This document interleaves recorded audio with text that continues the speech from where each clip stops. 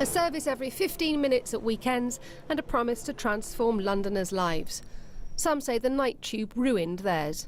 Hold that on the floor. In Ian Kitson's house above the Jubilee line, we're using an app to get a rough idea of how loud the tube is under what used to be his home.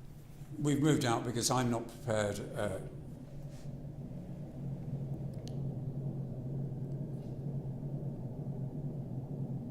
So there you go, that's spiked at 51 decibel. That is on the phone app. Above the Victoria line, Luce can't afford to move out.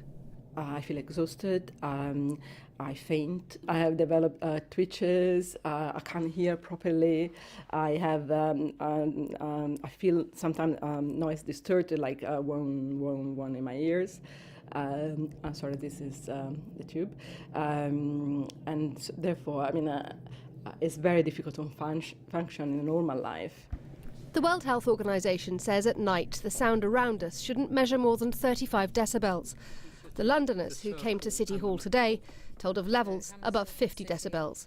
So for TfL, how loud is too loud? Now we've got the World Health Organisation limits. We don't work to a specific noise limit. We Why treat not? each complaint individually, and we will look for an engineering solution to So- address that complaint.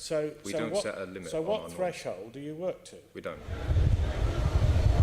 The underground's rumblings annoy us because they're of such a low frequency they can travel through our bones. It's one of these sorts of noises that is quite difficult to mask out by playing the radio, or indeed defend against by wearing earplugs. The issue is that it isn't constant either, so we don't really have the ability, or an individual living in this area wouldn't have the ability to adapt to it readily. And as we get used to listening out for the noise, it makes us more sensitive to sound in general.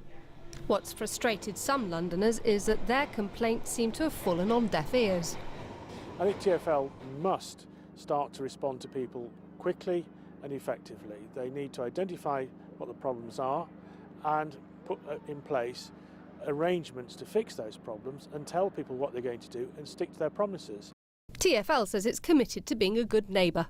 Our team of engineers dedicated to decreasing tube noise carried out a huge programme of preparatory work ahead of the launch of the Nighttube, replacing and grinding over 500 kilometres of track and introducing new resilient track fastenings and shock-absorbent fixings which help reduce the sound when trains run over them. Grinding, fastenings and fixing may well one day do the job. But for now there are warnings that the problem of pollution may not just refer to the air that we breathe, but to the sounds that surround us too. Emma North, BBC London News.